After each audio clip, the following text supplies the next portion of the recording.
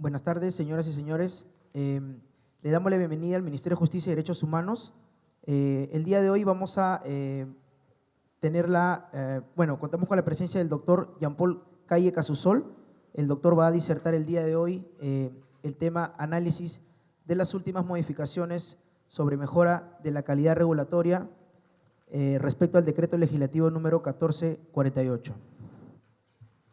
El doctor Jean-Paul Calle Casusol es abogado por la Universidad San Martín de Porres, tiene máster en estudio de posgrado en la especialidad de Derecho de la Empresa en la Pontificia Universidad Católica del Perú, tiene un máster en regulación en la London School of Economics and Political Science en Inglaterra.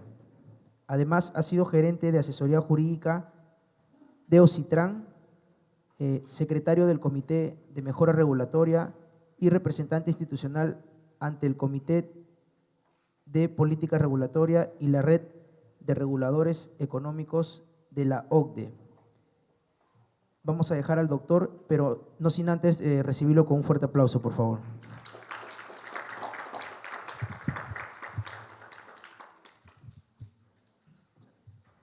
Entonces, el primer punto de las fallas regulatorias se va a complementar con este segundo punto que tiene que ver con lo que se conoce como la política y la gobernanza regulatoria, que no es otra cosa que los mecanismos que el Estado puede implementar justamente para corregir esas fallas, ¿no? Y esta política y gobernanza regulatoria se encuentra directamente relacionado con lo que se conoce la agenda de la calidad regulatoria o la agenda de la mejora regulatoria, ¿no? Y esto es importante para poder luego entender el sentido, el alcance, ¿no? La lógica que está detrás de estas disposiciones que se han introducido a través del decreto legislativo 1448.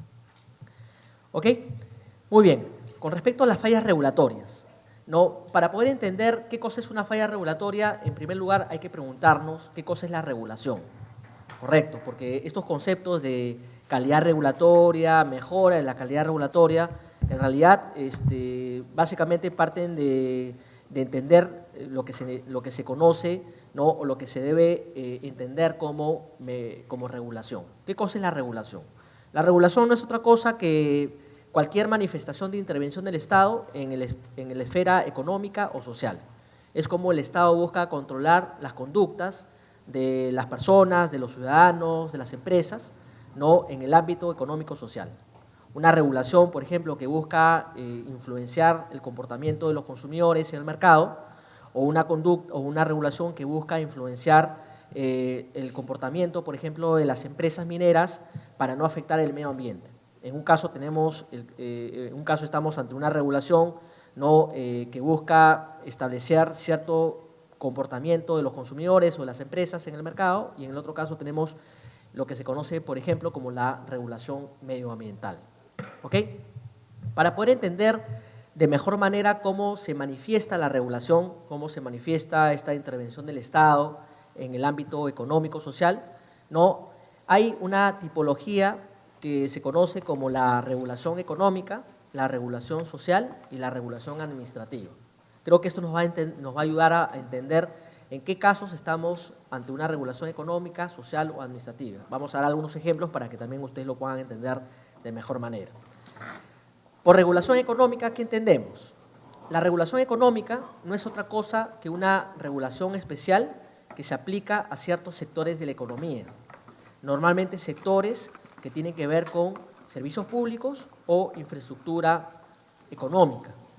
En ese ámbito están, por ejemplo, los servicios de telecomunicaciones, de energía, de electricidad, de agua potable y las infraestructuras de transporte como los aeropuertos, los puertos, las carreteras, ¿no? Los ferrocarriles. Son ciertos sectores de la economía que requieren una regulación especial. Y ustedes se preguntarán, ¿pero por qué requiere una regulación especial? Básicamente porque en ese tipo de sectores de la economía existe lo que se conoce como los monopolios naturales. Correcto. Monopolios naturales son ciertas estructuras de mercado en donde es más eficiente que exista un solo operador en lugar de varios operadores compitiendo. Correcto. en una estructura de mercado en competencia, ¿no? En principio, digamos, existen varios competidores, el Estado no necesita establecer ninguna regulación especial porque la competencia es la que va a generar mejor calidad de producto, mejores precios, innovación, y esto va a terminar en el corto, mediano, largo plazo beneficiando a los consumidores. Sin embargo, en ese tipo de estructura de monopolio natural, en la que es más eficiente que exista un solo operador en lugar de varios operadores compitiendo, la razón por la cual debe existir una regulación económica es porque el monopolio natural genera o tiende a generar, ¿no? Si es que no existe regulación, un incentivo a fijar tarifas elevadas, ¿no? Tarifas que están por encima de cualquier nivel de competitivo, y por otra parte tiende a generar un incentivo a prestar un servicio que no es de calidad, ¿no? Por esa razón es que tenemos a organismos reguladores como OSINERMIN, que busca de una u otra forma regular, ¿no? Tarifas y calidad de servicio en el caso del mercado eléctrico o del gas natural. Tenemos a un a un organismo regulador como el de SUNAS, que busca justamente regular las tarifas y la calidad de servicio del mercado de agua potable y alcantarillado, ¿no? Tenemos a un OSITRAN, ¿no? Que busca justamente regular tarifas y calidad de servicio en todas las infraestructuras de transporte de uso público, como carreteras, ferrocarriles o aeropuertos o puertos, ¿no? Porque normalmente estamos hablando de mercados que tienen estas características de monopolio natural, ¿correcto? Entonces, tenemos en primer lugar esta regulación económica que por las características de la estructura de mercado suele ser una regulación intrusiva. ¿Y por qué intrusiva? Porque tienes a un regulador, a una entidad pública que está controlando precios, que está controlando calidad de servicio, ¿correcto? La regulación social es una regulación que busca básicamente proteger el interés público, ¿no? Es una regulación que busca básicamente corregir ciertas fallas, ¿no? Del mercado, como por ejemplo la asimetría informativa, ¿no? La asimetría informativa es esta situación en la que se encuentran los consumidores respecto de los proveedores. Los consumidores tienen menor información que los proveedores, que las empresas. Entonces, tenemos a una autoridad pública como Indecopi, que busca justamente corregir estas asimetrías informativas, estableciendo derechos y obligaciones para los agentes que están participando en una relación de consumo. Igualmente tenemos una típica falla de mercado que se conoce como la externalidad. Las externalidades negativas, que son aquellos costos no deseados que se generan en una relación determinada, como por ejemplo, ¿no? Costos medioambientales o afectaciones al medio ambiente, ¿no? La polución suele ser una externalidad negativa y por esa razón tenemos no solamente el Ministerio del Ambiente, que está dictando toda una serie de normas, regulaciones en materia medioambiental, sino también tenemos a la OEFA, que es el que se encarga de supervisar el cumplimiento adecuado de esas normativas para evitar, obviamente, la afectación al medio ambiente, ¿no? También tenemos dentro de esta tipología de regulación social, ¿no? La protección de ciertos derechos particulares, por ejemplo, el de los trabajadores. Los trabajadores necesitan tener protegidos de manera adecuada sus derechos laborales, necesitan trabajar de manera segura, ¿correcto? Y por esa razón es que existe también una regulación en materia de seguridad, ¿no? Tenemos a SUNAFIL, que se encarga obviamente de proteger los derechos de estos trabajadores establecidos en la normativa dictada por el Ministerio de Trabajo, ¿correcto? En general, esta regulación social, entonces, es aquella regulación, la intervención del Estado para proteger, ¿no? Ciertos intereses públicos, ¿no? El de los consumidores, el medio ambiente, ¿no? El de los trabajadores y cualquier otro interés público que requiera una adecuada protección o tutela, ¿no? ¿Cuál es la diferencia, por ejemplo, entre esta regulación social y la regulación económica? Es que la regulación social básicamente se exterioriza a través de normas que se dictan para regular el comportamiento de ciertos agentes que de una u otra forma tienen que ser controlados con disposiciones de este tipo. Pero en la regulación social no tenemos a un Indecopi que vaya a controlar los precios de las empresas en el mercado. No tenemos a una OEFA que vaya de una u otra forma a decirle cuál es la calidad de servicio que tiene que prestar la empresa minera. No tenemos a un Ministerio de Trabajo o a una SUNAFIL que de una u otra forma vaya a definir cuánto es el precio, ¿no?, por la contraprestación laboral. Correcto. O sea, los reguladores en estos casos tienen una lógica totalmente distinta a los reguladores que aplican regulación económica. Y finalmente tenemos la regulación administrativa. Y la regulación administrativa no es otra cosa que las reglas que dicta el propio Estado para regularse a sí mismo, ¿no?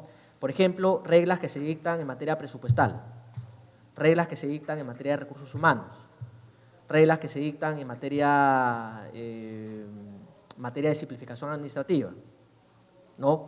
Es decir, son reglas que el propio Estado se impone para poder, obviamente, regular de mejor manera su relación con los ciudadanos, ¿no?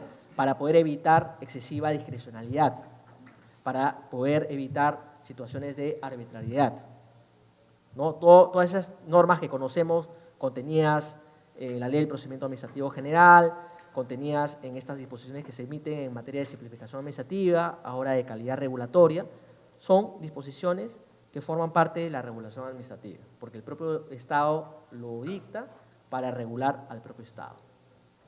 ¿Ok? Entonces, con esta tipología en mente, queda claro que la regulación es justamente cualquier tipo de intervención que puede encajar en cada una de estos, digamos, en estas categorías, que busca regular cierto ámbito de la economía o cierto ámbito de la sociedad.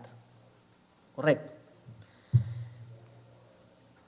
Y también hay que tener presente que así como la regulación surge con la intención o con el propósito de corregir fallas de mercado, porque el monopolio natural es una falla de mercado, la asimetría informativa es una falla de mercado, la externalidad negativa es una falla de mercado, ¿no? Cualquier situación que pueda afectar la salud o la seguridad del trabajador es una falla de mercado. Entonces, la regulación se justifica porque existen fallas de mercado, ¿ok? Pero así como la regulación puede solucionar ciertas fallas de mercado, no se puede pensar bajo ningún punto de vista que la regulación sea la panacea a todos los problemas. La regulación, por el contrario, también tiene sus propias fallas. La regulación puede fallar y muchas veces el fallo de la regulación puede ser más pernicioso que el fallo del mercado, ¿no? Ahí donde no se tiene certeza de si el Estado tiene que intervenir o no, es mejor que no intervenga porque si interviene puede generar un efecto más pernicioso. Y de eso se trata un poco lo que vamos a ver más adelante, este concepto del análisis de impacto regulatorio que se ha creado ya a través del decreto legislativo 1448, porque el análisis de impacto regulatorio lo que busca básicamente es justificar si ante determinada situación corresponde o no regular, ¿no? Justamente para evitar estas fallas de mercado o estas fallas de regulación, perdón. ¿Cuáles son las fallas de regulación? ¿Cuáles son las típicas fallas de regulación? Pueden haber distintos tipos de fallas. Yo he querido básicamente por fines didácticos clasificarlos en tres tipos de fallas de regulación o fallas regulatorias. Tenemos las fallas de diseño, las fallas de implementación y las fallas de evaluación ex post. Falla de diseño tiene que ver con la elaboración de la propia norma, ¿no? Las normas tienen que ser elaboradas y muchas veces en el proceso de elaboración no se tienen en consideración elementos básicos que nos pueden ayudar a poder garantizar la calidad de esa norma. Correcto. Entonces, muchas veces redactamos las normas con un enfoque muy legalista, ¿no? Inclusive el lenguaje es muy alambicado, es un lenguaje muy complejo, es un lenguaje que no es entendido, ¿no?, por el común denominador de las personas. Correcto. O puede ser que es muy rígida, o sea, se plantea, la norma a veces se plantea de una manera muy amplia, queriendo cubrir todos los supuestos de hecho, y al final de cuentas nos damos cuenta que la norma no cubrió lo que realmente debió cubrir, ¿no? El problema que a veces tenemos en el Perú es que dictamos normas en exceso para resolver problemas que en principio podrían ser problemas relevantes de política pública, ¿no? Pero no regulamos lo que a veces amerita regular. Entonces, regulamos en exceso problemas que en principio no merecerían una regulación y dejamos de regular aquello que sí requiere una regulación, ¿no? Entonces, básicamente estos dos extremos o estas situaciones a veces se presentan y muchas veces se presentan por la falta de información, la falta de evidencia, la falta de data, porque para yo poder regular o poder emitir una norma, se supone para resolver un problema determinado de política pública, necesito saber cuál es ese problema, necesito dimensionar el problema, correcto, necesito saber quiénes están involucrados en ese problema. Entonces, sin información o sin adecuada data, pudiera ser que la norma resultante, evidentemente, sea una norma deficiente o una norma inadecuada, ¿no? A veces las regulaciones son muy largas, muy complejas, no prima el sentido de simplicidad. A veces es mucho más efectivo establecer o diseñar normas simples que normas muy largas o muy complejas, que al final de cuentas ni se entienden ni se cumplen, ¿no? Y un tema también importante que suele estar muy asociado a la falla de diseño tiene que ver con la ausencia de una consulta pública de manera sistemática. La consulta pública, por cierto, como vamos a ver más adelante, es una figura que también se ha introducido a través del Decreto Legislativo 1448, ¿correcto? Lo cierto es que, como ustedes ya saben, digamos, la obligación que siempre se ha buscado cumplir, ¿no?, es la de la prepublicación de las normas para comentarios, ¿no? Ya tenemos una obligación, o teníamos una obligación que exige a las entidades públicas a prepublicar sus normas en el Diario Oficial Peruano para recibir comentarios. Pero la primera pregunta que nos tenemos que hacer, ¿qué tan efectivo ha sido este mecanismo? ¿Realmente no ha sido utilizada por las entidades para capturar data, información, opiniones relevantes y esas opiniones recogidas han sido procesadas de una manera transparente? ¿O ha sido solamente una excusa o el cumplimiento de una de las tantas formalidades administrativas a las que se somete el Estado? Yo tengo ahí mis dudas porque, digamos, no conozco de algún caso en donde se haya recopilado, digamos, comentarios o información en el marco de una prepublicación para comentarios, ¿no?, y que de una u otra forma esto haya influido en el proceso de elaboración normativa, o sea, que estas opiniones recogidas hayan de una u otra forma, ¿no?, servido para mejorar el texto de la resolución, ¿no? Posiblemente sí, pero a falta de un tratamiento transparente de esos comentarios, nadie sabe si esos comentarios fueron aceptados o fueron rechazados. Correcto. Lo que se busca con la consulta pública es ir más allá de eso. Es, en lugar de lograr o buscar una participación pasiva del administrado, es más bien involucrarlo de manera activa en el proceso regulatorio, en el proceso de elaboración de normas, ¿no? Ahora, esto puede sonar desafiante, sí lo es, porque involucrar a los administrados, a los ciudadanos, en el proceso de elaboración de normas, implica obviamente tiempo, ¿no?, implica asumir un costo monetario, ¿no?, es desgastante, correcto, pero sin una estrategia clara seguramente no se va a lograr un resultado concreto, ¿no? La consulta pública, como vamos a ver más adelante, requiere una estrategia, correcto. Entonces, a falta de consulta pública, posiblemente no esté, digamos, recogiendo la información necesaria para poder saber dónde está el problema y qué solución efectiva tengo que diseñar para resolver el problema.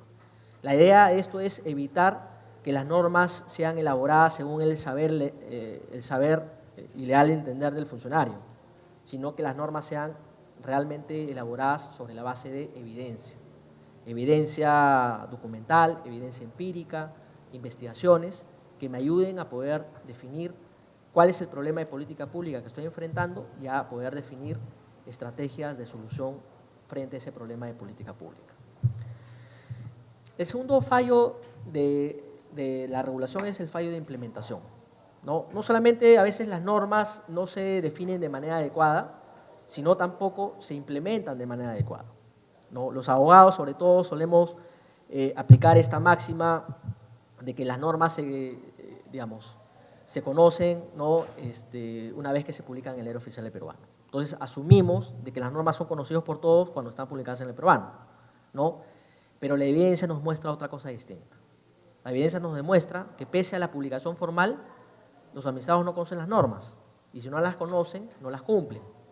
Y si no las cumplen, me generan problemas de enforcement de la ley o de fiscalización administrativa. Correcto. Entonces, ahí hay un segundo problema que también suele ser muy recurrente, ¿no? En la implementación de la norma. ¿Correcto? Hay también problemas de interferencia política, captura regulatoria. ¿A qué me refiero con captura regulatoria? Muchas veces los fiscalizadores suelen ser capturados por intereses de una categoría determinada de administrados. Aquellos administrados que suelen ejercer alguna presión, ¿no?, para evitar una fiscalización adecuada. O interferencia política, cuando finalmente la entidad que tiene que fiscalizar o hacer cumplir la norma no recibe instrucciones políticas para que no lo haga. Entonces, al final de cuentas, no se logra el propósito de garantizar el cumplimiento de la ley, ¿no? Alto costo en la ejecución de la regulación. Y esto se conecta directamente con el problema de diseño de la regulación. Las normas se diseñan sin haber analizado el costo de implementación. O sea, una de las preguntas básicas que tiene que hacerse al momento de elaborar una norma es ¿cuánto le va a costar al administrado cumplir esa norma? No se trata de elaborar la norma por elaborarla, se trata de saber, primero, si es una norma que se necesita, en segundo lugar, si es una norma que va a resolver el problema y en tercer lugar, si es una norma cuyo costo de cumplimiento es un costo razonable.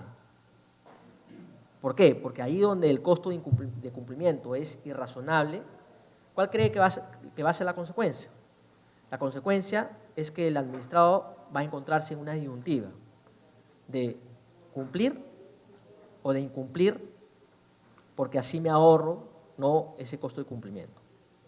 Y eso suele ser ciertamente el razonamiento que algunos administrados suelen hacer cuando, por ejemplo, ven que no hay suficiente capacidad de detección por parte de las entidades públicas, ¿no?, o cuando ven que su reglamento de infracciones y sanciones no está tampoco diseñado de manera adecuada, cuando no hay una metodología económica para el cálculo de las multas y cuando las multas son pírricas, o sea, son diminutas. Entonces, frente a esa situación, el administrado posiblemente decida, me es mucho más barato incumplir la norma que cumplirla. Correcto. Y esto genera evidentemente efectos perversos, porque nuevamente no se consigue el cumplimiento de la ley. Y finalmente tenemos la falla de evaluación. O sea, no solamente hay un problema con el diseño de la regulación, hay un problema con la implementación de esa regulación, sino también hay un problema con la evaluación ex post. Y es que estamos acostumbrados a emitir norma tras norma, no estamos acostumbrados mucho a fiscalizar esas normas y no hay costumbre para nada de evaluar ex post esas normas. O sea, no sabemos si las normas, una vez emitidas, están resolviendo los problemas de política pública. Porque si yo creo una norma es porque quiero que se resuelva un determinado problema. Y la única forma de saber si se resuelve el problema es hacer una evaluación ex post. Es, después de un tiempo determinado, puede ser un lapso de tiempo de 4 o 5 años, saber si la norma me ha ayudado a resolver ese problema de política pública. Si no me ayuda a resolver ese problema de política pública, tendré que tomar la decisión de dejarla sin efecto. El problema de no hacer una evaluación ex post es que justamente estoy contribuyendo a la sobreregulación. Nadamos en un mar de regulaciones y no sabemos si la regulación me está ayudando como Estado a resolver problemas de política pública. Problemas que ocurren en el sector educación, problemas que ocurren en el sector medioambiental, en el sector de salud, ¿correcto? ¿No? Son problemas que yo tengo que medir y la única forma de medir es no solamente estableciendo objetivos en la regulación cuando la diseño, sino también hacer una evaluación ex post para saber si es que esos objetivos se han cumplido. ¿Ok? Entonces, esos son los 3 grandes problemas de la regulación, las 3 grandes fallas regulatorias, ¿correcto? Y son fallas que de una u otra forma están impactando de manera negativa, ¿no?, al buen desempeño no solamente del Estado como institución, sino también no de la economía. Y esto de una u otra forma está respaldado tanto por evidencia internacional como por evidencia nacional. El problema de la sobreregulación, el problema de los malos trámites, el problema de las malas regulaciones, está respaldado por evidencia, no, digamos, de una evidencia representativa, además, ¿no? Para ponerles algunos ejemplos, seguramente ustedes ya conocen este famoso ranking de competitividad del World Economic Forum, ¿no? Este ranking de competitividad, el último del 2017-2018, tiene un indicador de carga regulatoria. En buena cuenta, lo que nos dice este indicador es que somos el puesto 131 de un ranking de 137 países. O sea, estamos bastante rezagados en carga regulatoria, ¿no? O sea, somos uno de los países más sobreregulados, ¿no? 131 de un ranking de 137. Estamos básicamente en la cola, ¿no? También, como ustedes saben, la OSD, la OCDE, ¿no? Emitió en julio del 2016 un estudio, nos hizo un diagnóstico de cómo estamos en términos regulatorios. Como consecuencia de ese estudio, evidentemente se identificó un problema determinado y nos hicieron recomendaciones de mejora. O sea, qué implementaciones o qué acciones de corto, mediano y plazo tenemos que implementar justamente para salir de este rezago regulatorio, ¿no? Y en este estudio básicamente digamos, describen cuál es el problema que tenemos en términos regulatorios como Estado peruano, ¿no? En todos los niveles de gobierno, no solamente gobierno nacional, sino también gobiernos subnacionales, ¿no? Por ejemplo, en primer lugar se dice que los trámites y las normativas se diseñan, ¿no? Digamos, sin considerar principales aspectos de simplificación administrativa. Es decir, tenemos mucha tendencia a sobreregular, pero no hacemos nada para ver la forma cómo simplificar toda esta normativa que se emite. No hay una disciplina del Estado para que yo regule, pero a la vez esté buscando desregular, ¿no?, lo que no me sirve, ¿no? Para ponerles un ejemplo, en México, Estados Unidos e Inglaterra existe una práctica muy novedosa que se llama el 2x1. ¿Y qué significa el 2x1? Es una exigencia que se le impone a la entidad pública, a los reguladores en general, de no, cada vez que van a emitir una nueva normativa, tienen que eliminar dos. Por eso se llama el 2x1, ¿no? Emiten una nueva normativa, pero están obligados a simplificar, eliminar dos normativas, ¿no? Por cada nueva norma que emiten. Y claro, esto obliga a las entidades públicas a, si quiero emitir una norma, tengo que ver qué otras normas del inventario normativo que existen no me sirven y simplemente hay que dejarlas sin efecto. Correcto. Una medida de esa naturaleza ayuda a la disciplina constante de buscar, obviamente, simplificación normativa, ¿no?, de una manera mucho más permanente. En segundo lugar, no hay línea base para medir la reducción de regulaciones vía simplificación administrativa. Es decir, dado que tenemos un problema de sobreregulación, no sabemos cuánta sobreregulación hay. No existe una línea base para determinar cuál es el número de regulaciones del cual estoy partiendo y el número de regulaciones al cual quiero llegar luego de implementar programas de simplificación administrativa, ¿no? Esto de una u otra forma, en el caso de los trámites, ya se está haciendo con la aplicación del análisis de calidad regulatoria, ¿no? Pero en materia normativa todavía falta sincerar el número de normas, de regulaciones que tenemos actualmente, ¿no? Y esto evidentemente se tiene que hacer a través de una línea base. En tercer lugar, no se realiza un análisis de impacto regulatorio, tampoco un adecuado análisis costo-beneficio de las normas. No estamos acostumbrados a esta muletilla que a veces vemos en los proyectos de ley. Esta norma no eroga gasto al tesoro público. Bueno, eso es lo que se entiende en la práctica, lo que siempre se ha entendido por análisis costo-beneficio. No, vamos a ver más adelante que ya el análisis de impacto regulatorio no es una metodología, ¿no?, que comprende el análisis costo-beneficio, pero que es mucho más comprensiva, ¿no?, que va a ayudar realmente a la entidad pública a poder medir ex ante los efectos, los impactos positivos o negativos de la norma que va a emitir. Correcto. Ahora, evidentemente esto va a requerir de una adecuada implementación. En cuarto lugar, falta mecanismos de consulta pública y levantamiento de información. No, acá no hay una cultura de consulta pública. En quinto lugar, se diseñan normas sin asegurar su implementación y cumplimiento, el tema que también habíamos comentado. En sexto lugar, no existe una revisión constante de las normas para determinar su derogación, modificación o actualización, por la falta justamente de estrategias de evaluación ex post, ¿no? Y finalmente, no hay coordinación coherente en todos los niveles. O sea, a veces tenemos, digamos, compartimientos estancos dentro del propio Estado, ¿no?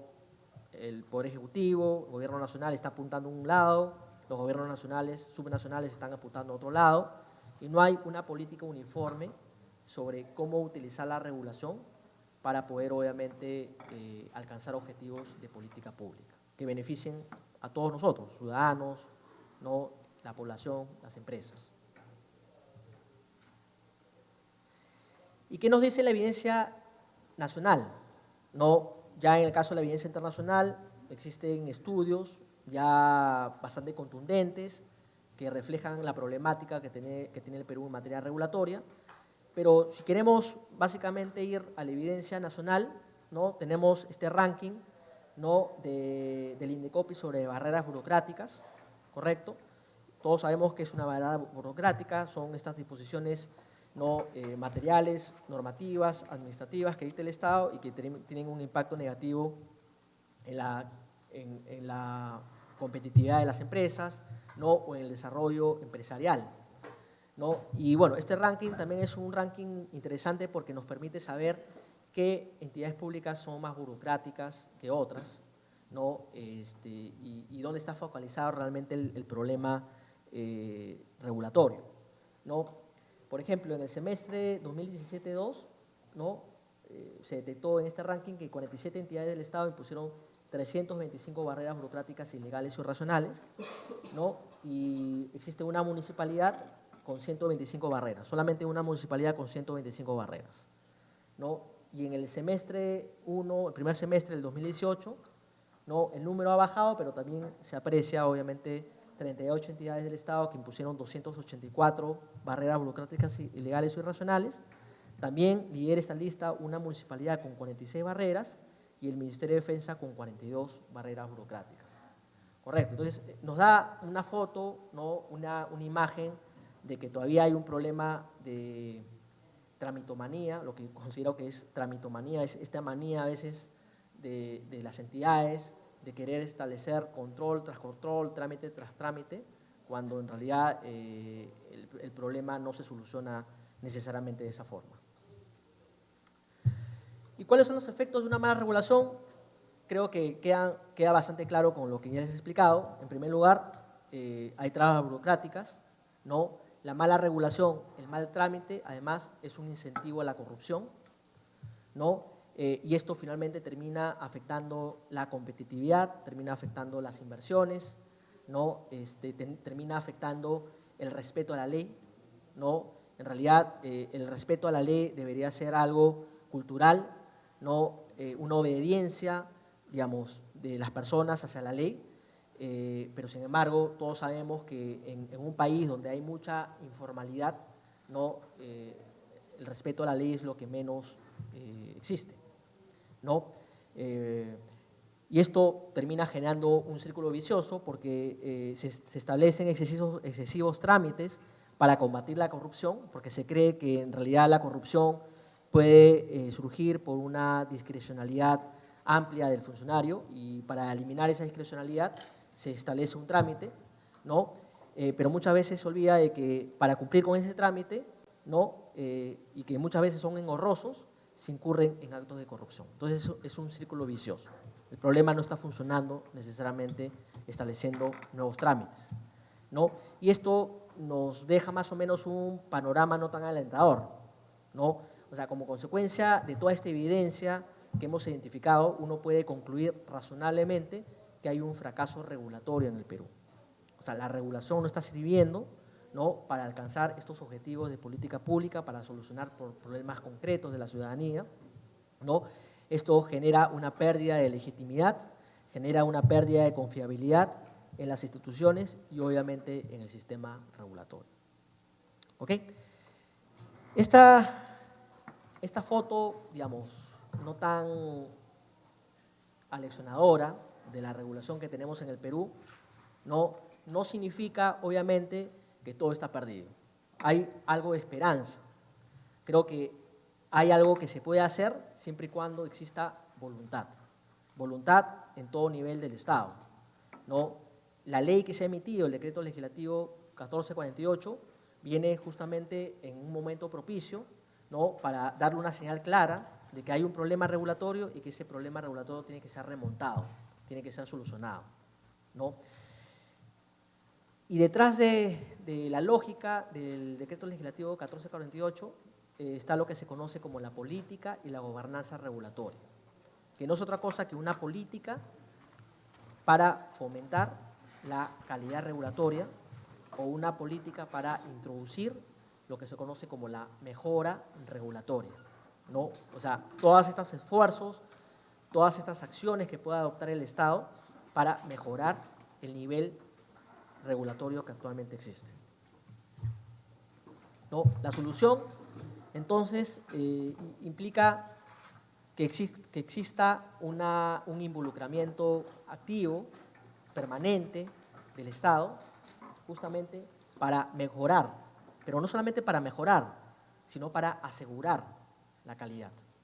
No se trata obviamente de una reforma que busca establecer algún tipo de acción en el corto plazo.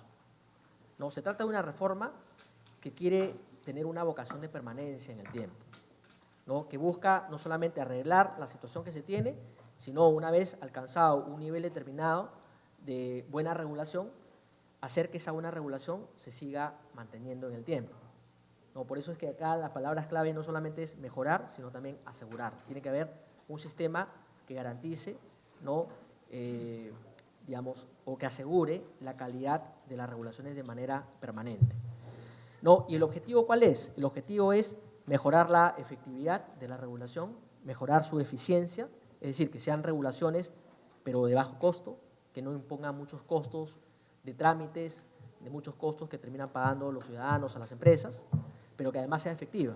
O sea, una regulación que ayude justamente a solucionar problemas concretos, ¿no? Que además sea una regulación transparente, ¿no?, y participativa, que sea una regulación producto de, ¿no?, la participación de los principales stakeholders, ciudadanos, usuarios, empresas, el propio gobierno, ¿no?, y con la finalidad de contribuir de manera positiva al desarrollo económico y social, que creo que se puede reflejar de una manera mucho más clara en esta evidencia internacional, ¿no?, en la que evidentemente la mala regulación está afectando los niveles de competitividad del país. Entonces, si yo esa mala regulación la convierto por buena regulación, ¿no?, esa buena regulación puede ser capaz de poder justamente contribuir de manera positiva al desarrollo económico y social del país, ¿no? Y esto, como ya les había adelantado, tiene que ver con el concepto de calidad regulatoria, ¿no? Y acá hago sí una primera reflexión, ¿no? El concepto de calidad regulatoria no es el concepto del análisis de calidad regulatoria previsto en el decreto legislativo 1310. Ya ustedes saben que a través de esta norma se crea un análisis de calidad regulatoria que comprende a las entidades del Poder Ejecutivo y por el cual se busca controlar la racionalidad, legalidad, necesidad, proporcionalidad de los procedimientos administrativos o de los trámites administrativos, ¿correcto? El concepto de calidad regulatoria que les presento es básicamente un concepto mucho más amplio, ¿no? Es un concepto que en otros países se conoce como mejora regulatoria, ¿correcto? Que también comprende los trámites, ciertamente, pero que va más allá de los trámites, para comprender al conjunto de normativas, reglamentos, inclusive leyes que dicta el Estado con la intención de regular, obviamente, conductas en la economía o en la sociedad. Entonces, este concepto amplio de calidad regulatoria, por ejemplo, es lo que nos presenta la OECD, ¿no? La OCDE lo que nos dice es que la calidad regulatoria se trata de mejorar el desempeño, la rentabilidad y la calidad jurídica de las regulaciones y formalidades administrativas, nuevamente, no solamente trámites, sino también regulaciones o normativas en general. La noción de calidad regulatoria cubre el proceso, es decir, las formas en que las regulaciones son desarrolladas y ejecutadas, que debe seguir los principios claves de consulta, transparencia, responsabilidad y basado en evidencias. Además del proceso, la noción de calidad regulatoria también cubre los productos, es decir, las regulaciones que son efectivas en alcanzar sus objetivos, que son eficientes, es decir, que no imponen costos innecesarios y que son coherentes y simples. Correcto, entonces ese es el concepto de calidad regulatoria. Es un concepto que busca básicamente no hacer que las regulaciones no sean regulaciones coherentes, simples, efectivas, ¿no? Digamos, una suerte de instrumento que le ayuda al Estado a regular de manera efectiva, pero que a su vez le ayuda al Estado a poder solucionar problemas concretos, ¿no? que ha identificado. ¿Y cuál es el objetivo de la calidad regulatoria?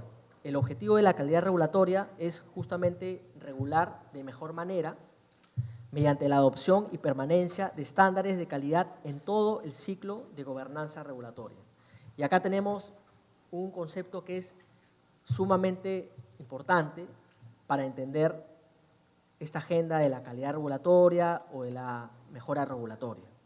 El concepto de ciclo de la gobernanza, del ciclo de gobernanza regulatoria. Este concepto del ciclo de gobernanza regulatoria no es otra cosa que un ciclo, ¿no? digamos, de mejora continua que busca cubrir 3 etapas fundamentales del accionar del Estado. La primera, que es la etapa del diseño normativo, ¿no? La segunda, que es la etapa del cumplimiento o del enforcement regulatorio, llámese fiscalización, llámese aplicación de sanciones, ¿no? Y finalmente, la etapa de evaluación regulatoria ex post. O sea, esas son las 3 grandes etapas que forman parte del accionar estatal. El Estado emite normas, el Estado ¿no?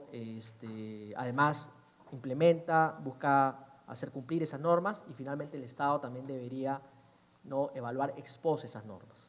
Eso forma las 3 etapas básicas de este ciclo de gobernanza regulatoria.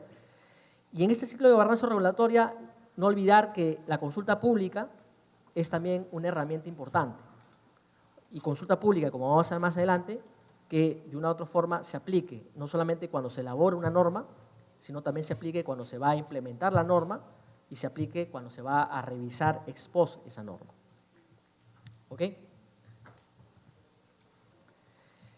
¿Y cuáles son esos elementos básicos de la calidad regulatoria? ¿No? Ya hemos visto la definición de calidad regulatoria, ¿no? Hemos visto cuáles son básicamente, digamos, el ciclo de gobernanza regulatoria, que es parte esencial del concepto de calidad regulatoria, y adicionalmente los elementos de la calidad regulatoria. ¿Cuáles son esos elementos de la calidad regulatoria? No, básicamente son 3. En primer lugar, la política, en segundo lugar, las instituciones y en tercer lugar, las herramientas. ¿Ok?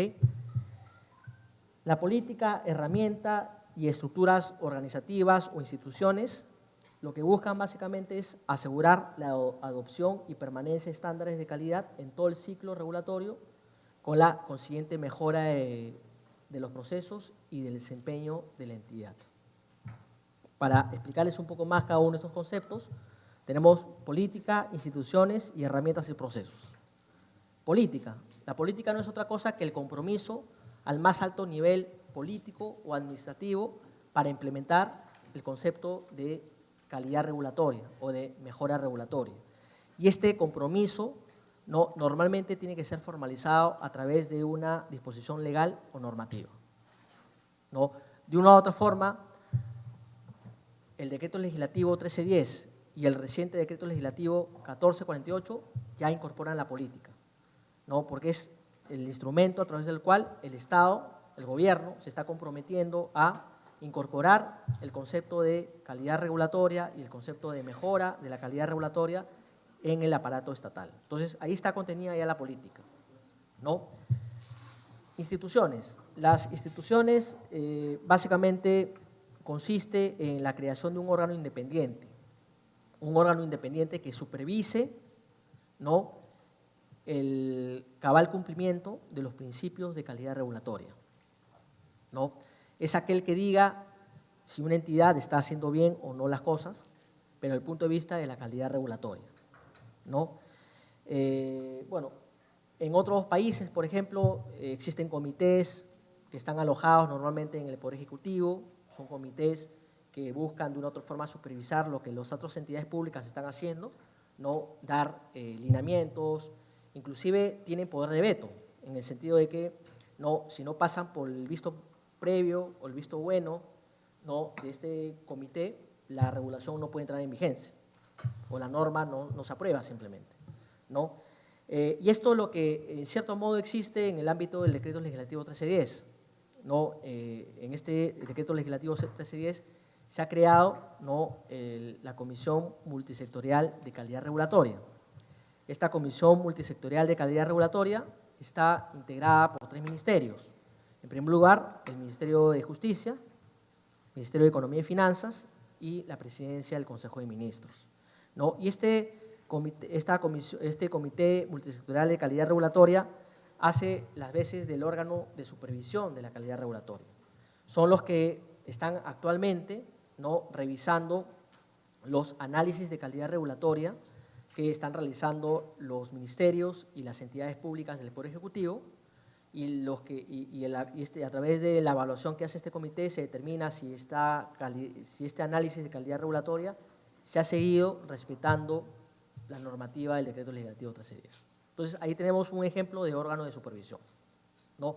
Vamos a ver más adelante que en el decreto legislativo 1448 hay un vacío en principio respecto de quién sería el órgano de supervisor por ejemplo, para supervisar la calidad del análisis de impacto regulatorio o supervisar la calidad de la consulta pública, ¿no? Vamos a ver que ahí eventualmente podría haber un vacío.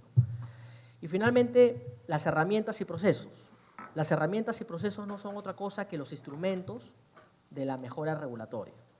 Ya en el decreto legislativo 1448, como vamos a ver a continuación, se crean instrumentos concretos de la mejora regulatoria, ¿no?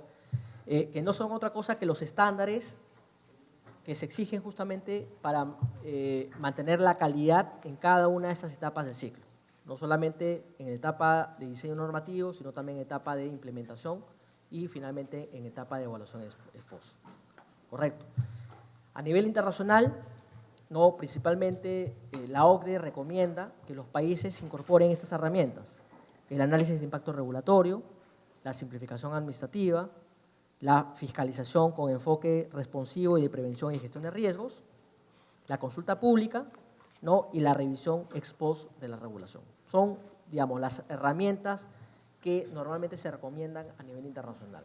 Vamos a ver que en algunos casos las herramientas que se han incorporado en el decreto legislativo 1448 coinciden con los estándares internacionales, pero en algunos casos no necesariamente es así. Eso también lo vamos a explicar con más calma más adelante. Y ciertamente estos elementos de la calidad regulatoria, llámese política, instituciones y herramientas, son parte también de las recomendaciones que la OSCE nos ha dado a nosotros como Estado peruano, ¿no? En ese estudio de la política regulatoria de Perú hay recomendaciones, por ejemplo, para dictar una ley que recoja de manera explícita la existencia de una política regulatoria con objetivos claros. Una segunda recomendación que dice que hay que incorporar explícitamente las herramientas para un adecuado manejo de todo el ciclo de gobernanza regulatoria, este ciclo que les había mostrado anteriormente. Entre ellas, la evaluación de impacto regulatorio, o RIA por sus siglas en inglés, la consulta pública, una política para las inspecciones y el enforcement y la revisión ex post de la regulación. Y finalmente nos recomienda establecer un solo órgano de supervisión de la calidad regulatoria. Es lo que se conoce como el Oversight Body, que tenga la capacidad legal y los necesarios recursos para llevar a cabo una efectiva ejecución de la política regulatoria en los 3 niveles de gobierno, incluyendo la capacidad para devolver la propuesta normativa cuando el RIA no cumpla con criterios definidos. Correcto, ¿no? En el ámbito del decreto legislativo 1310, bueno, tenemos una política, porque la creación del análisis de calidad regulatoria lo que busca es mejorar la calidad de los trámites o de los procedimientos administrativos. ¿no? Tenemos la herramienta que es el propio análisis de calidad regulatorio, que como vamos a ver más adelante, establece cierta metodología para definir o cuantificar las cargas administrativas bajo ciertos principios. Y tenemos un órgano de supervisión, que es esta Comisión Multisectorial de Calidad Regulatoria, ¿no? En el ámbito del Decreto Legislativo 1448, tenemos una política que es justamente la incorporada en esta norma. Tenemos ya una ampliación en el abanico de herramientas de la mejora regulatoria o de la mejora de la calidad regulatoria, pero no tenemos órgano de supervisión. O sea, no se ha definido de manera expresa quién va a ser ese órgano de supervisión. No se ha dicho si va a ser la Comisión Multisectorial de Calidad Regulatoria. Debería ser así, en todo caso, para ganar la experiencia previa con la aplicación del análisis de calidad regulatoria, pero en el texto del decreto legislativo no se ha especificado nada de manera expresa.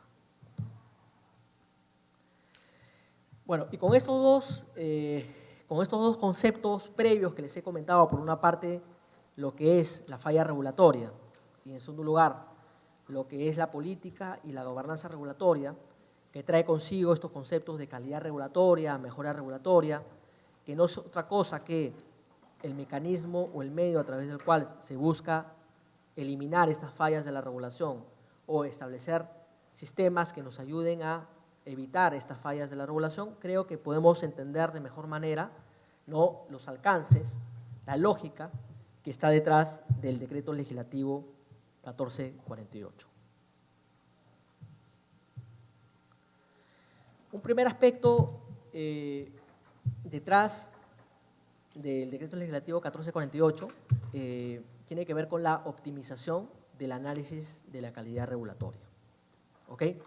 Seguramente ustedes, digamos, ya de una u otra forma han tenido, digamos, alguna experiencia en la aplicación del análisis de calidad regulatoria, ¿no? Bueno, ya les he adelantado algo de esto. El análisis de calidad regulatoria está actualmente regulado en el decreto legislativo 1310, ¿no?, y existe su reglamento, y finalmente está el manual para la aplicación del análisis de calidad regulatoria o el ACR, que contiene los lineamientos, directrices, criterios, metodología de evaluación y los formularios que faciliten la evaluación que se va a realizar, ¿no? Si ustedes revisan este manual, es un manual bastante didáctico. Por ejemplo, define qué se entiende por calidad regulatoria en el ámbito del decreto legislativo 1310, ¿no?, a dónde se aplica esa calidad regulatoria, establece los principios de la calidad regulatoria, ¿no?, y establece lo que se conoce, por ejemplo, como el ACR ex ante y el ACR del stock, que se los voy a explicar en un momento. De acuerdo a la norma de creación del análisis de calidad regulatoria del ACR, ¿no?, es básicamente una metodología de análisis de los procedimientos administrativos. ¿Ok? ¿No? En principio busca básicamente analizar si el trámite creado, establecido, ya sea en el TUPA o incorporado, ya sea en el TUPA o no, es un trámite que cumple con ciertos criterios de calidad regulatoria, ¿no? Y básicamente está orientado a simplificar, ¿no? Si yo detecto, por ejemplo, trámites que no cumplen con o no tienen base legal, ¿correcto?, esos trámites no pueden existir, hay que eliminarlos. Podría ser que encuentre trámites, por ejemplo, que no, digamos, cumplen con ningún criterio de razonabilidad o de racionalidad. O sea, están poniendo un trámite sin que sea necesario establecerlo. Y si ese es el caso, nuevamente eso será una oportunidad de simplificar ese trámite, ¿no?, para hacerle la vida más fácil al ciudadano. ¿Correcto? Y además es un proceso que va a comprender revisiones cada 3 años, ¿no? Actualmente se está atravesando o ya se ha culminado una fase que básicamente ha durado 1 año, ¿correcto?, a través del cual todos los 19 ministerios y sus entidades adscritas han tenido que elaborar sus análisis de calidad regulatoria por cada uno de los procedimientos administrativos que estén contenidos o no en el TUPA, ¿no? Este análisis de calidad regulatoria lo han enviado a este consejo, a esta Comisión Multisectorial de Calidad Regulatoria, la que actualmente está en todo el proceso de validación, la que está revisando cada uno de los ACR enviados por los ministerios. Hay una fecha límite, en principio establecida en el Decreto Legislativo 1310, que es el 31 de diciembre de este año, que es la fecha en la cual se va a publicar, ¿correcto?, qué trámites han cumplido o cumplen con los criterios de calidad regulatoria y qué trámites tienen que ser derogados, ¿no? Esa es un poco la finalidad del ACR. La finalidad es someter todos los trámites a estos criterios para luego seleccionar cuáles están sustentados y cuáles no están sustentados y por lo tanto tienen que ser derogados o dejados sin efecto, ¿no? Y esto, como repito, este mismo ejercicio se tiene que hacer cada 3 años, ¿no? Cada 3 años nuevamente se someterá a la revisión estos trámites para nuevamente, aplicando el mismo ejercicio lógico, determinar si los trámites siguen teniendo el sustento necesario o si los trámites ya no son necesarios por cambio de circunstancias, porque de repente cambió la tecnología o cambió las condiciones del mercado o cambiaron las leyes que hacen innecesario que exista, obviamente, el trámite. Entonces, por eso es necesario hacer esta revisión de manera periódica cada cierto tiempo. Eso es un poco la lógica, el alcance del ACR, ¿no? Y, bueno, en el manual de calidad regulatoria existen básicamente 2 tipos de ACR, ¿no? Lo que se conoce como el ACR del stock y el ACR ex ante, ¿no? Actualmente, todo este tema que les he explicado del ejercicio que se ha hecho inicialmente por parte de los ministerios es básicamente referido al ACR del stock. ¿Qué significa el ACR del stock? Lo que se busca es básicamente identificar el stock de procedimientos administrativos que se tienen a la fecha, ¿no? Saber cuál es el stock que tiene actualmente el ministerio y cuál es el stock que debería quedar, ¿no?, a diciembre de este año, ¿no?, luego de validar y revisar el ACR que ha hecho cada uno de los ministerios o sus entidades adscritas, ¿no? Este ACR del stock, bueno, se aplica sobre las disposiciones normativas que crean los trámites vigentes, ¿correcto?, ¿no? Si son validadas por la Comisión de Calidad Regulatoria, la Comisión Multisectorial de Calidad Regulatoria, se ratifican mediante un decreto supremo, ¿no?, y por un plazo no mayor a 3 años. Ese decreto supremo va a tener ya un periodo de revisión de 3 años, ¿no? Y si no son validadas por la comisión, quedan automáticamente derogadas, ¿no? Sin embargo, hay un ACR que se llama el ACR ex ante.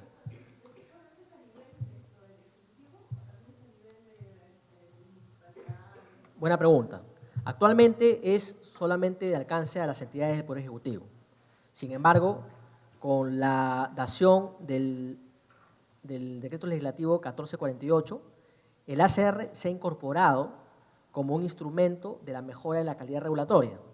Como vamos a ver más adelante, este concepto de la mejora de la calidad regulatoria va a ser extendida, ¿no?, a la función normativa del Estado, ¿no?, a la función normativa de la administración pública, ¿no? Esto permitiría comprender también a las municipalidades, porque las municipalidades ustedes saben que forman parte de la administración pública.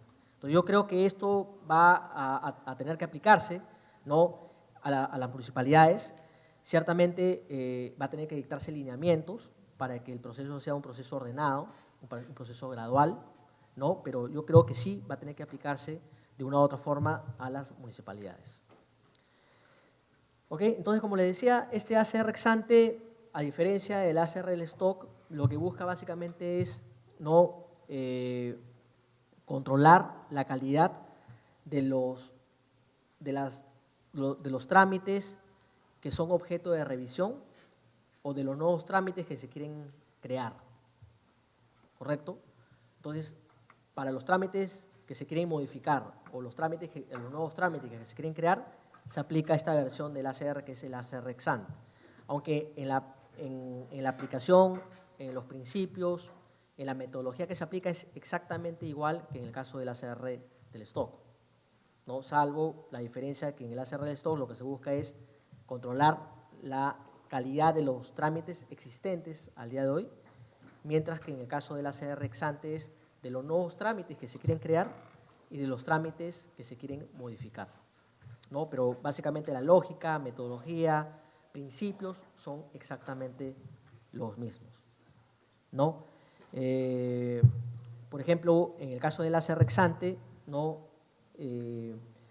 Si se valida el ACR por la Comisión Multisectorial de Calidad Regulatoria, esto implica que la entidad que quiere emitir la nueva disposición normativa que crea el trámite o que quiere modificar ese trámite, ¿no? Tiene, digamos, carta libre para seguir con el proceso de aprobación de la norma, ¿no? Simplemente le dan el check y la entidad sigue o continúa con el proceso de aprobación de la norma, ¿no? Y si no son validadas, ¿no?, por la comisión, simplemente no se continúa con el proceso de elaboración de la norma.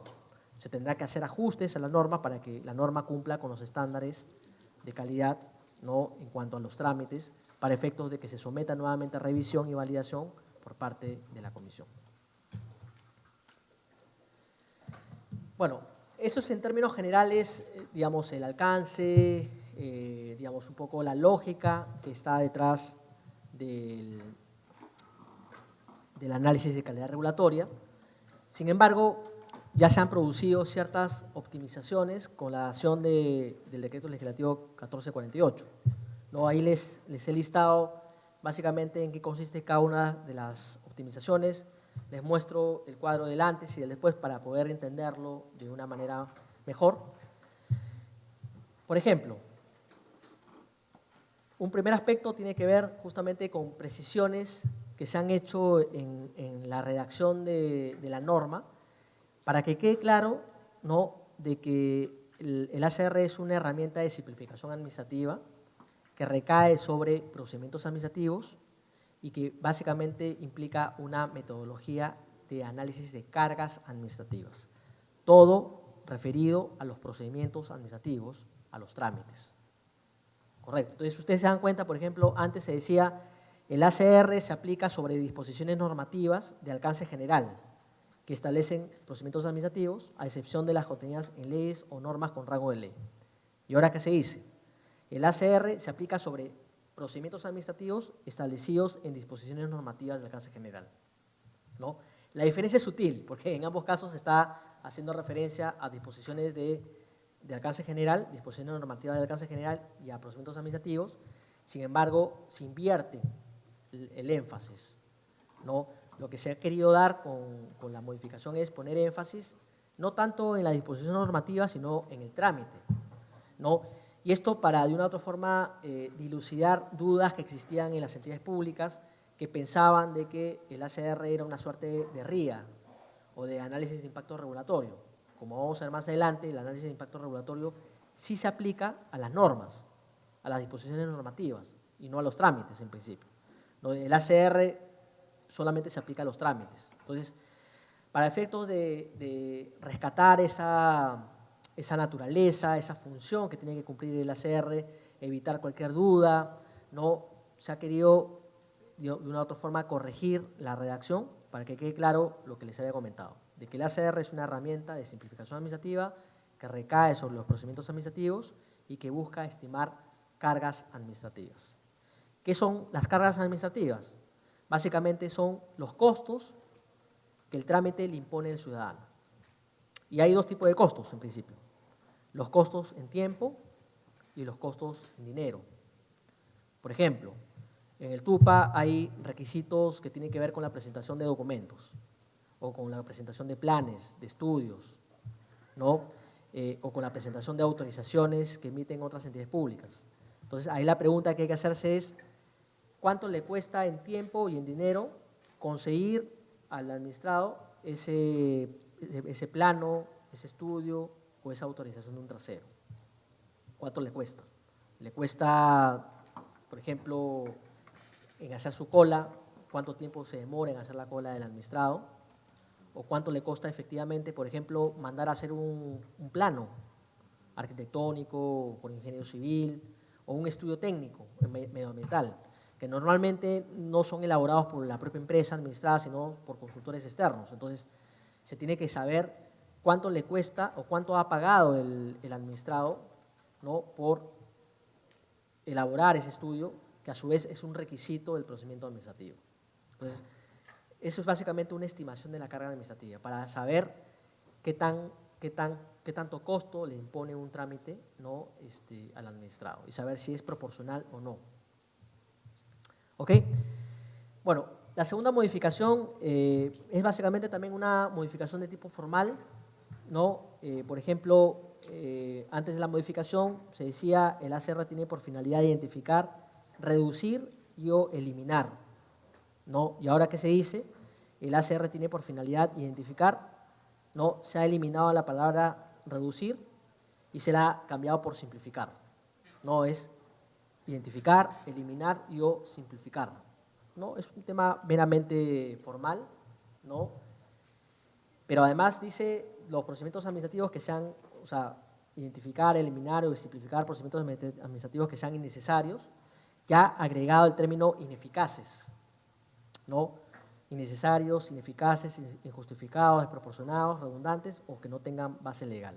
Ha querido un poco ampliar el abanico de procedimientos administrativos o de trámites que bajo ninguna óptica de racionalidad deberían permanecer.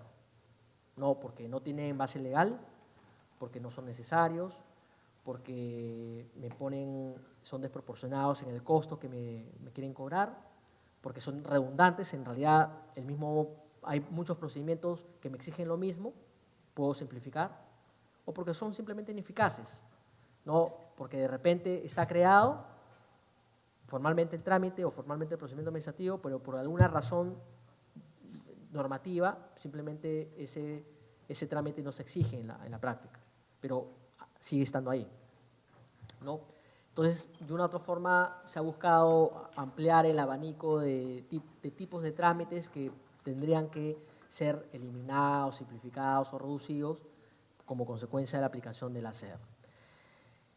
Y ahí, en la parte final de la modificación, está justamente, digamos, este énfasis de querer rescatar la naturaleza de herramienta de simplificación administrativa que significa el ACR, que es el ACR tiene también por finalidad determinar y reducir las cargas administrativas. O sea, reducir el costo que el trámite le impone, obviamente, al administrado, ¿no? Y ciertamente no me estoy refiriendo al pago de la tasa administrativa, ¿no? El pago de la tasa administrativa, como ustedes saben, se estima aplicando una metodología totalmente distinta, en la que el énfasis está puesto básicamente en el costo interno de la entidad, ¿no?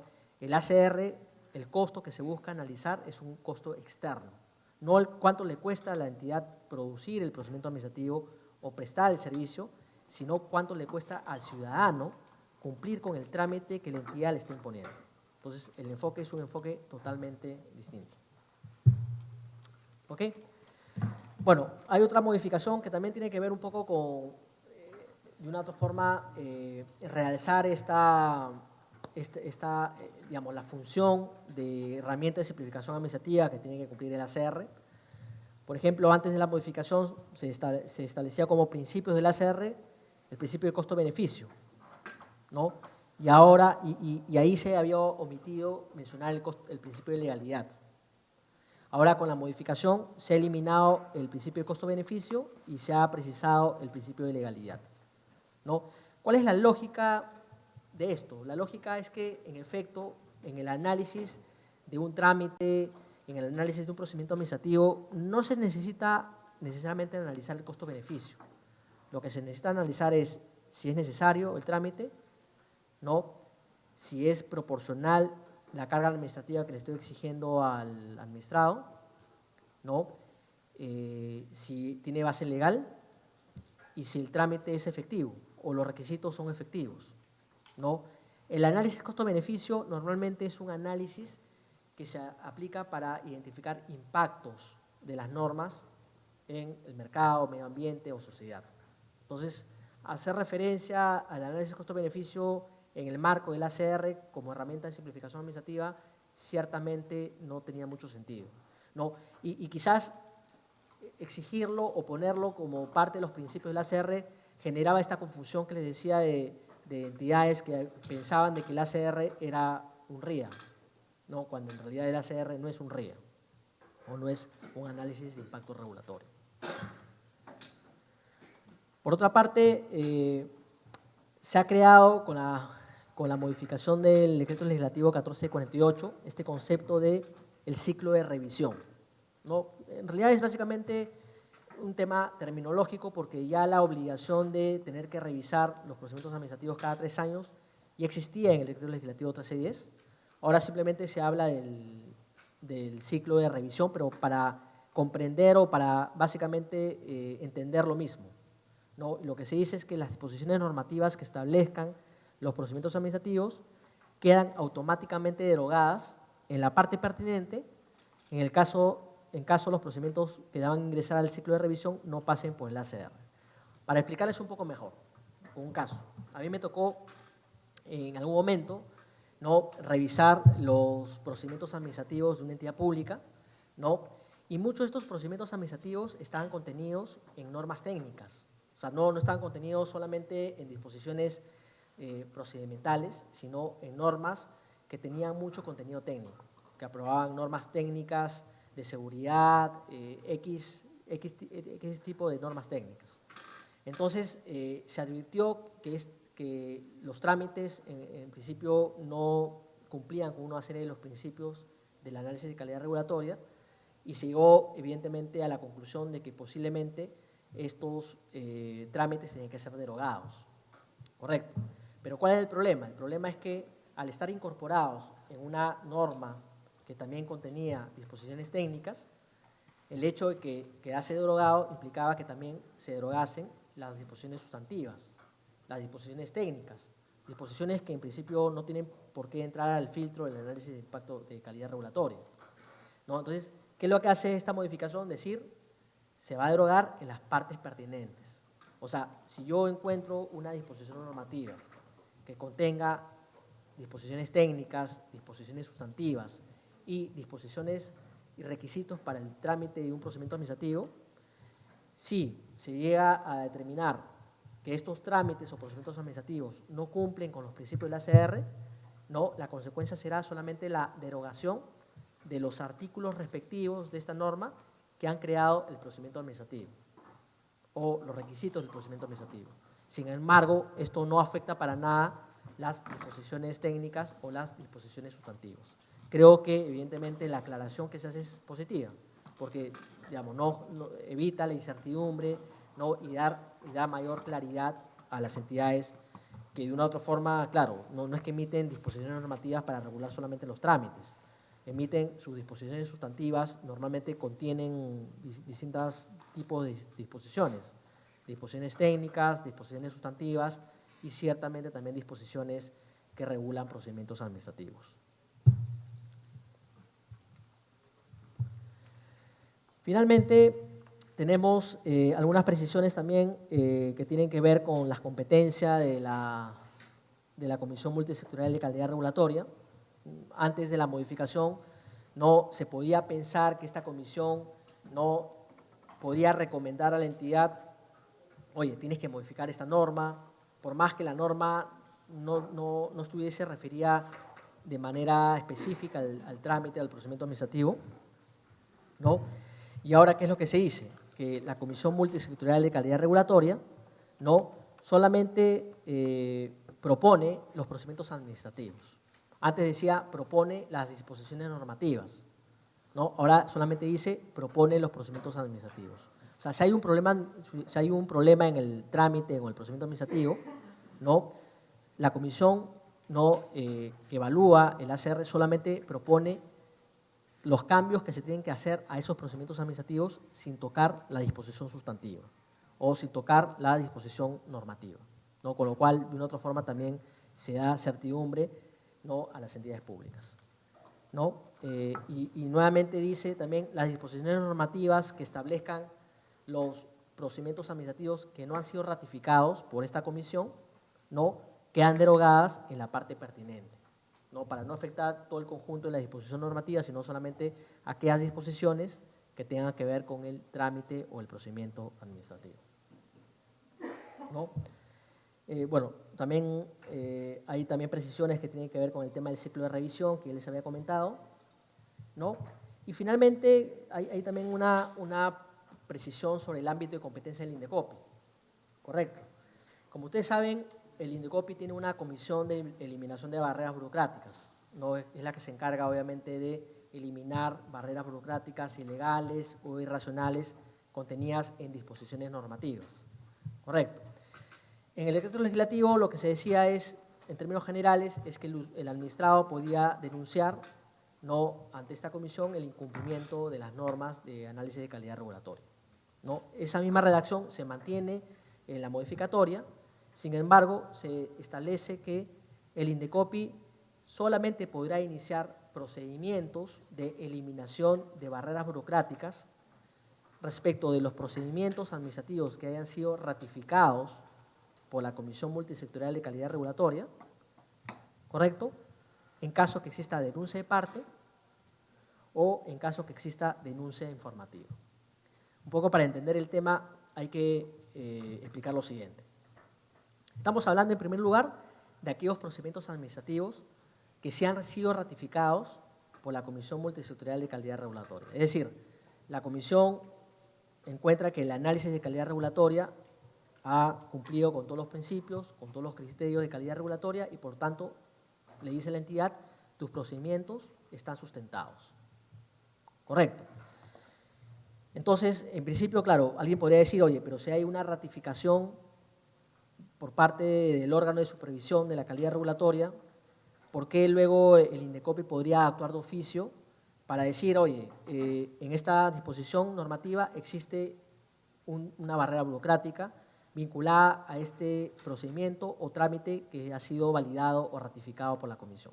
Entonces, habría dentro del Poder Ejecutivo dos entidades, la Comisión Multisectorial y el INDECOPI, que estarían hasta cierto punto en, digamos, en conflicto de competencia, ¿no? Por una parte, la comisión, que es la que evalúa la calidad y que en cierto modo dice, mira, tu trámite es un trámite coherente, legal, es un trámite racional, pero por otra parte, el INDECOPI, a través de una actuación de oficio, podría decir, oye, acá hay una barrera burocrática, en ese trámite hay una barrera burocrática ilegal, no hay base normativa o inclusive irracional. Entonces, se podrían estar duplicando las competencias, duplicando los análisis, y por esa razón es que, sin perjudicar el derecho del administrado, lo que se ha dicho es que, tratándose de estos procedimientos administrativos ratificados por la Comisión Multisectorial de Calidad Regulatoria, ¿no?, cualquier administrado igualmente puede plantear una denuncia, ¿no?, pero no podría haber una actuación de oficio de parte, digamos, del INDECOPI, o sea, una actuación que no esté sustentada en una denuncia, salvo que se haya presentado una denuncia informativa. ¿Qué son las denuncias informativas? Estas denuncias que se presentan en el ejercicio de la petición administrativa o la petición de gracia, en donde simplemente dicen, oye, por si acaso, entidad, te informo que podría haber algún incumplimiento o alguna infracción, ¿no?, pero donde evidentemente no se requiere, digamos, un sustento, digamos, un sustento mayor como el que se tendría que presentar si el administrado dice, oye, esta barrera burocrática me está afectando a mí por tales razones. Entonces, salvo que haya una denuncia informativa, o sea, algo general, el INDECOPI no podría actuar de oficio, por las razones que les he comentado.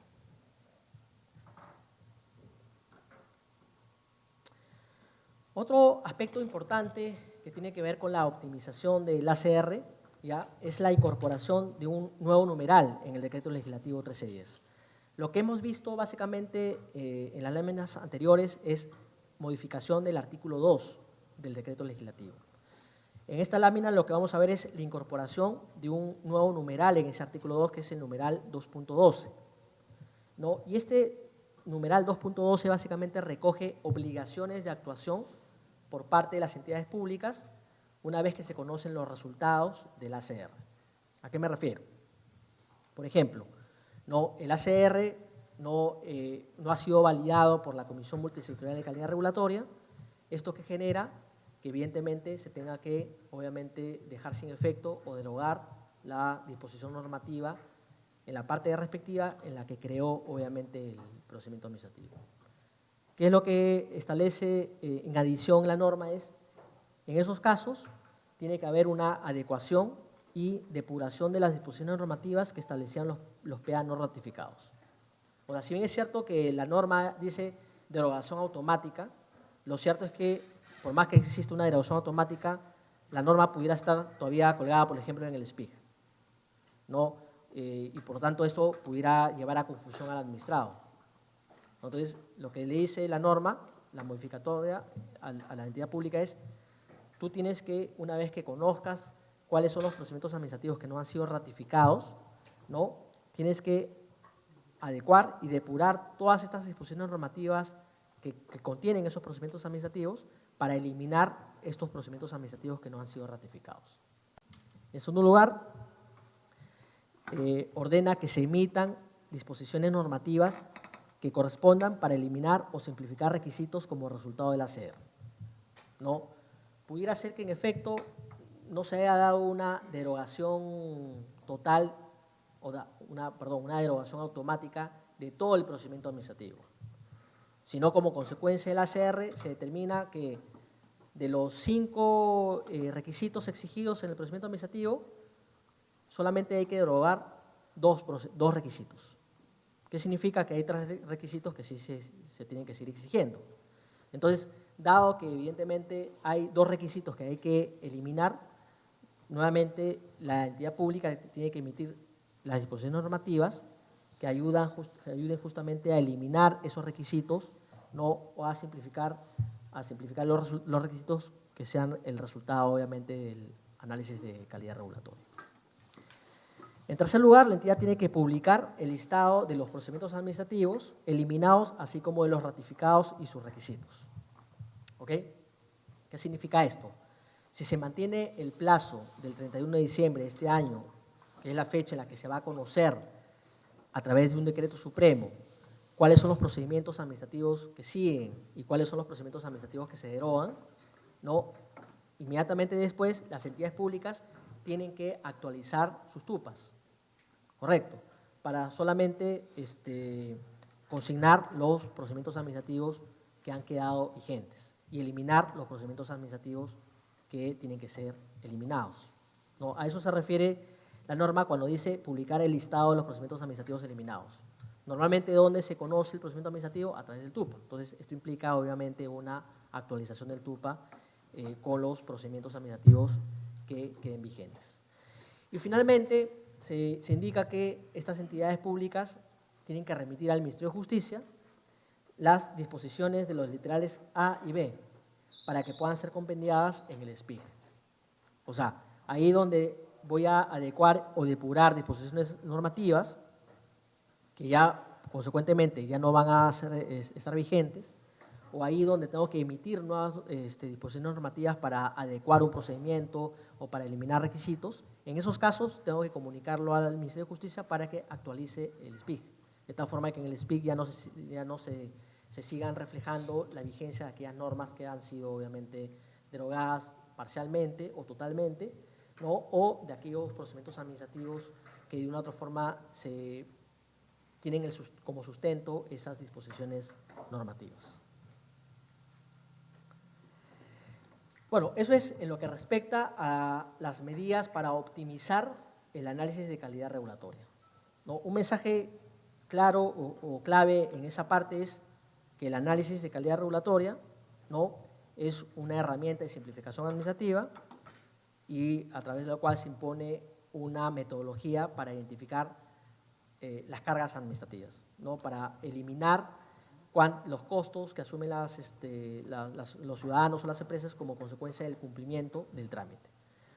Otra parte importante, y yo creo que acá está lo trascendental del Decreto Legislativo 1448, tiene que ver con la incorporación del concepto de la mejora de la calidad regulatoria. O sea, no se ha quedado solamente en calidad regulatoria, ahora utiliza el término mejora de la calidad regulatoria, ¿no? Esta mejora de la calidad regulatoria tiene que ver con lo que les he explicado anteriormente, con este concepto amplio de la calidad regulatoria que se aplica por la OECD. Es decir, un concepto que busca ¿qué cosa? Busca básicamente mejorar no solamente trámites, sino también busca mejorar normas, ¿no? Para que estos trámites y estas normas resuelvan de manera eficiente y efectiva problemas reales, ¿no? Y para que estos trámites y estas normas sean diseñados de una manera simple. Correcto.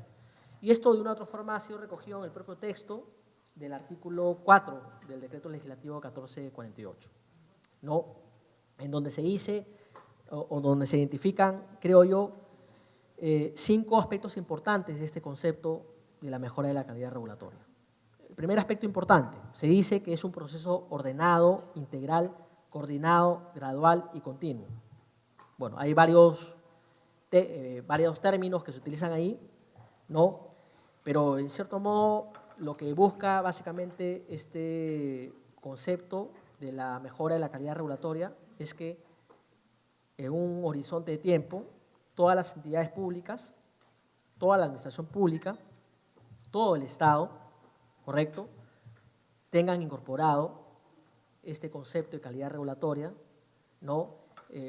Mejora de la calidad regulatoria con sus instrumentos de tal forma que lo puedan aplicar de una manera ordenada. Lamentablemente no es posible hacerlo en todos los casos a la misma vez, hay que seguir una priorización, ¿correcto? Hay que analizar las capacidades que tiene la entidad pública, ¿no? Hay que analizar en qué lugar del ciclo de la gobernanza regulatoria está ubicada la entidad pública, porque, por ejemplo, los ministerios normalmente están ubicados, ¿correcto?, en la primera etapa del ciclo de la gobernanza regulatoria, porque son los que emiten las políticas, son los que emiten las normas, ¿no? Pero no están ubicados en la segunda etapa como ministerio. Normalmente en la segunda etapa de enforcement, de implementación, de lograr el cumplimiento, están los fiscalizadores, ¿correcto? Y finalmente, en la última etapa, que es la evaluación regulatoria ex post, deberían también estar ubicados no solamente los que dictan las normas, sino también los que aplican o implementan las normas, ¿no? Entonces, hay que analizar el conjunto de particularidades de las entidades públicas para ver en qué medida las entidades pueden pasar de una manera mucho más rápida o no, ¿correcto?, este tipo de procesos, ¿no? Haciendo, digamos, una salvedad del caso y guardando distancias, esto va a funcionar algo muy similar, correcto, en su momento, a lo que existe en el tránsito de las entidades al régimen de servicio civil, servir, en donde evidentemente se ponen una serie de etapas, ¿no?, donde las entidades tienen que ir pasando esas etapas, correcto, para efectos de que en algún momento ya tengan a todo, digamos, su personal dentro del servicio civil, aplicándose por completo la ley del servicio civil. Una lógica similar va a funcionar en este caso, ¿no? Van a haber, obviamente, tránsito de entidades que cumplen, obviamente, ciertas características, ¿no?, que pueden pasar de una manera mucho más rápida que otras. Esto creo que va a ser un desafío monumental para las municipalidades, sobre todo. O sea, en el ámbito de las entidades de Poder Ejecutivo, de una u otra forma, ya están familiarizados con el concepto de calidad regulatoria, con el análisis de calidad regulatoria. Pero en el caso de las municipalidades no se tiene ni análisis de calidad regulatoria y ahora se va a tener que experimentar con estas nuevas herramientas como el análisis de impacto regulatorio. Entonces, en el caso de las municipalidades sí hay que, de una u otra forma, hacer un trabajo más que todo de un proyecto piloto, ¿no?, para ver en qué medida se pueden ir los buenos resultados extendiendo de una manera paulatina. Por eso se dice que es un proceso ordenado, hay que establecer un orden, ¿no?, integral, porque busca abarcar evidentemente todos los procesos, a todas las entidades públicas, tiene que haber mucha coordinación para que los resultados puedan ser resultados tangibles, ¿no?, y tiene que ser gradual y continuo. O sea, tiene que evidentemente analizarse la implementación en un corto, mediano y largo plazo. El segundo aspecto importante, básicamente, de este concepto es que la mejora de la calidad regulatoria está orientada a promover la eficiencia, eficacia, transparencia, y neutralidad en el ejercicio de la función normativa del Estado. Correcto. Habla de eficiencia, habla de efectividad, habla de transparencia, que son los conceptos que ya les he explicado anteriormente.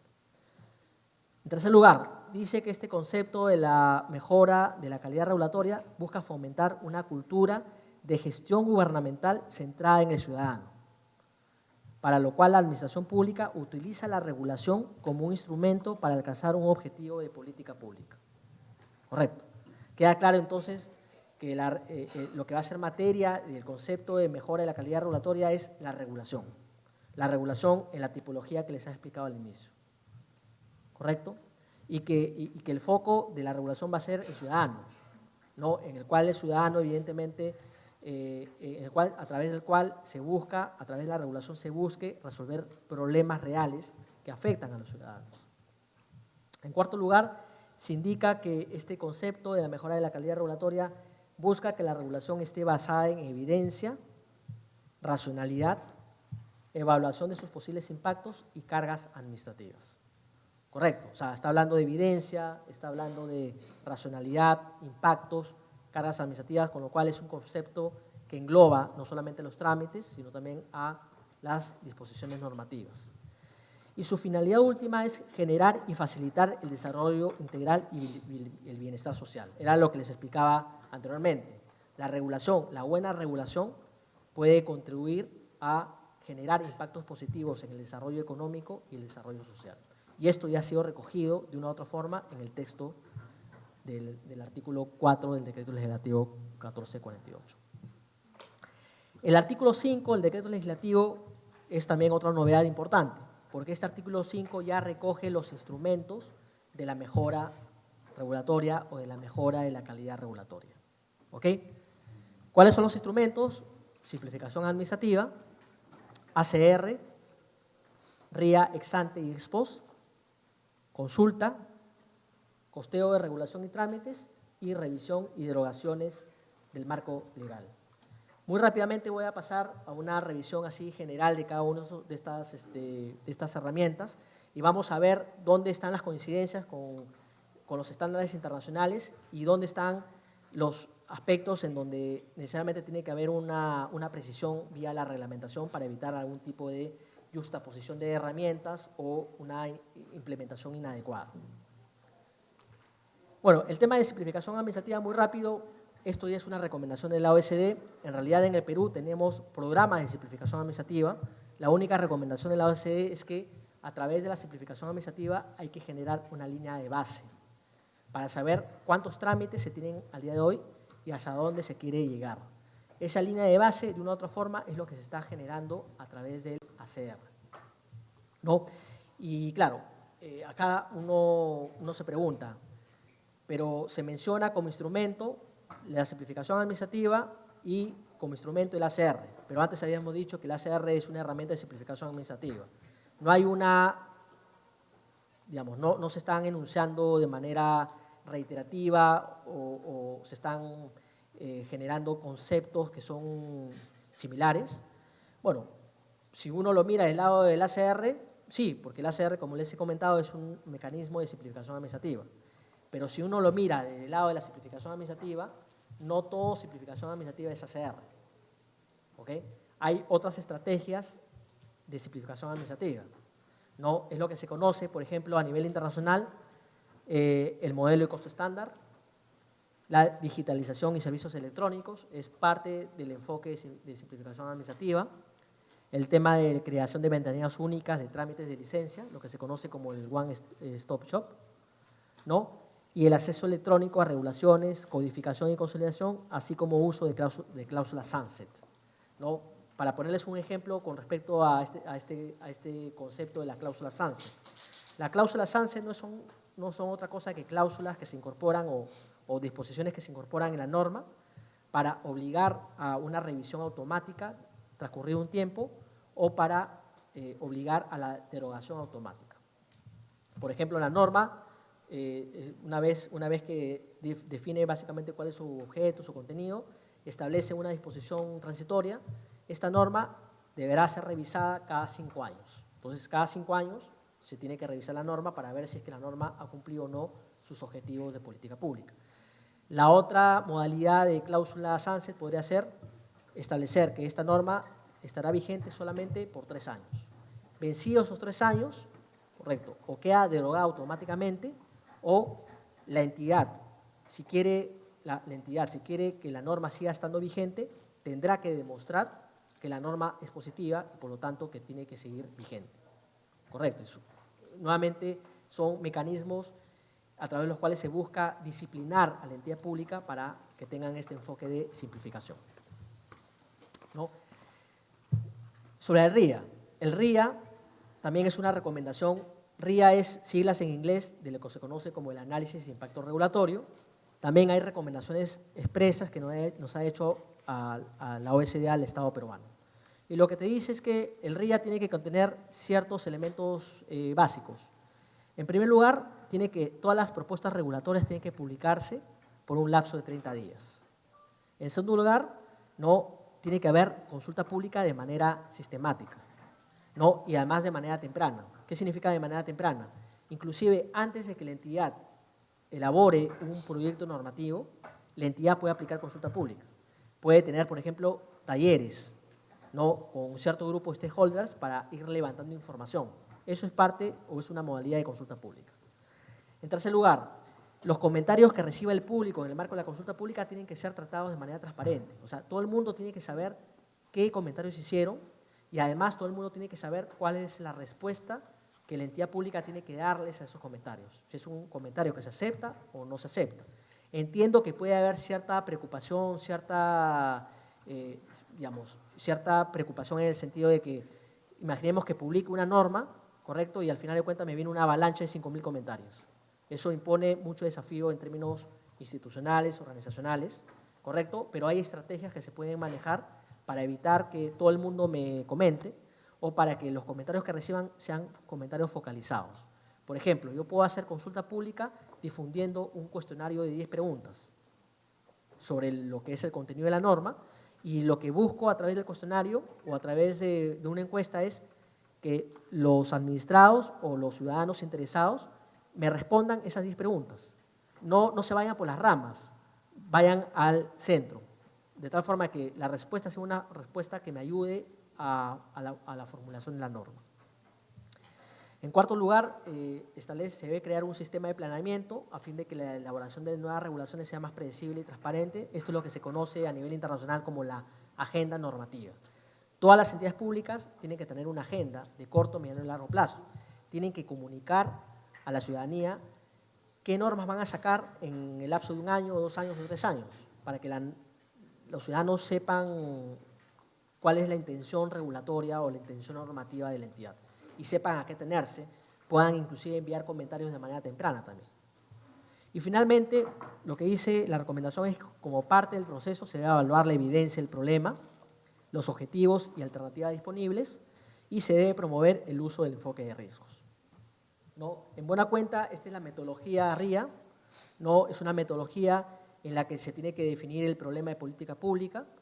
En segundo lugar, se tiene que identificar los objetivos que se quieren alcanzar con una propuesta de regulación o con una propuesta normativa. Pero no solamente el tema se acaba identificando la propuesta normativa o sustentando la propuesta normativa. Una de las grandes ventajas de esta metodología es que obliga a la entidad pública a identificar alternativas a la propuesta regulatoria que quiero introducir, que pueden ser alternativas regulatorias o pueden ser alternativas no regulatorias o pueden ser inclusive evaluar la opción de no hacer nada. Es decir, ¿cómo voy a estar mejor? ¿Introduciendo la regulación o no haciendo nada? O pudiera ser que yo me pregunte, oye, ¿este problema de política pública tiene que resolverse necesariamente a través de una norma? ¿Es necesaria una norma para resolver este problema de política pública? ¿O yo puedo implementar otras alternativas? Por ejemplo, educación, campañas de sensibilización, campañas informativas, advertencias, autorregulación, regulación o corregulación, es decir, incentivos de mercado, es decir, otras alternativas que podrían ser exploradas para determinar, luego de un análisis comparativo, cuál es la mejor opción en términos de costo y en términos de efectividad. O es mi propuesta regulatoria o de repente me doy cuenta y llego al convencimiento de que la propuesta regulatoria, si la comparo con otras alternativas, caigo en la conclusión de que mi propuesta regulatoria no es ni eficiente ni efectiva, sino lo es alguna alternativa que he identificado. En cuarto lugar, análisis de impacto. El análisis de impacto es el típico análisis costo-beneficio, en donde yo voy a tener que identificar impactos positivos y negativos, no solamente de mi propuesta normativa, sino también de las alternativas que he identificado, las potenciales alternativas que he identificado para que luego yo pueda determinar cuál es la opción más beneficiosa.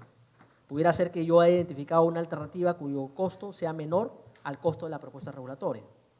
Correcto, entonces eso me ayuda a que yo pueda identificar de mejor manera cuál es la opción más efectiva y eficiente.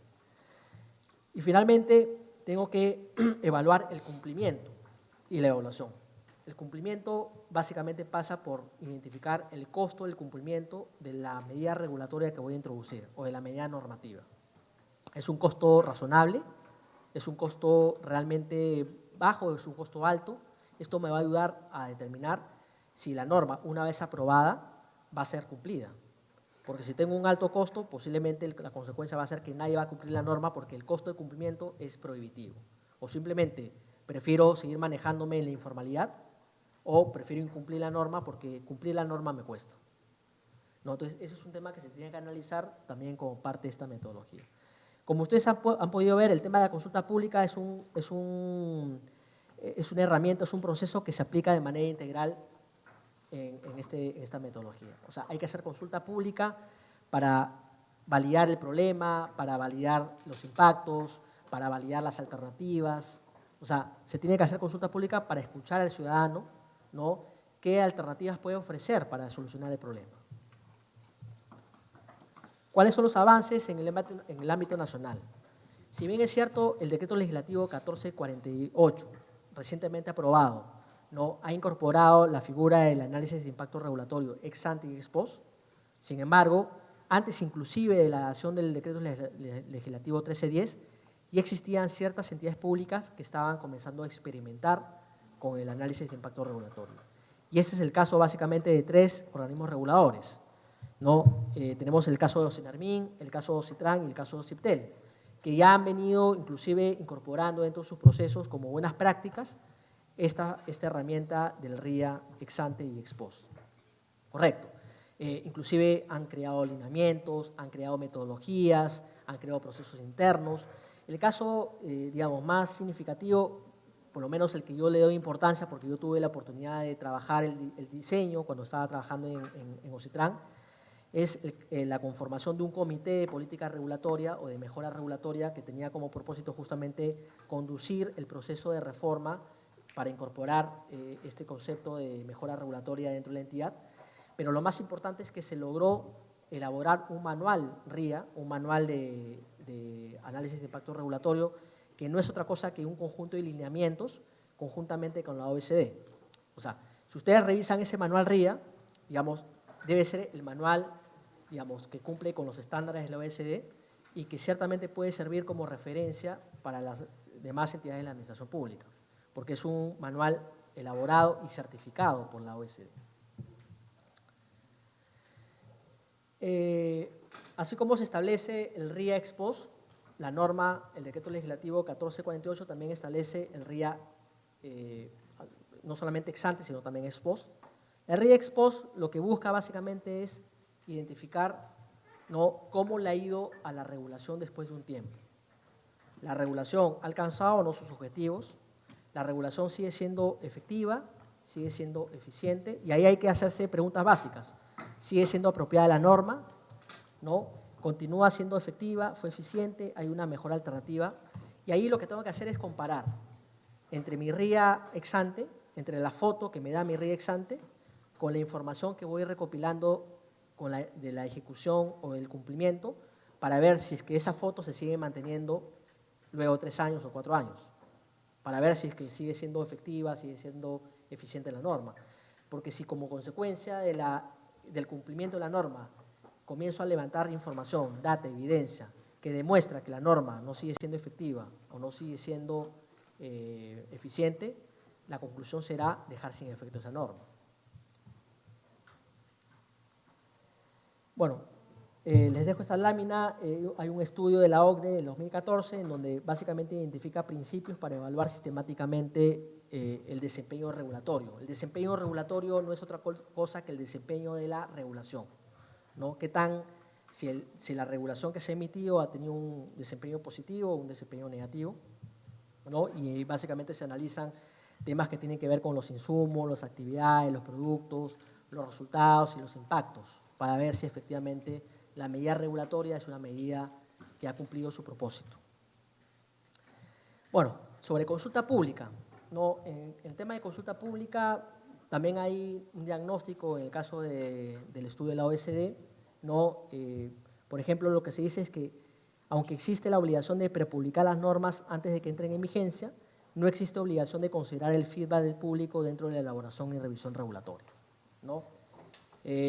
También se dice pues, que existe el riesgo de que las normas sean aprobadas e implementadas sin considerar el input de los stakeholders relevantes, que también es un tema que ya lo ha detectado la OECD en su diagnóstico, ¿no?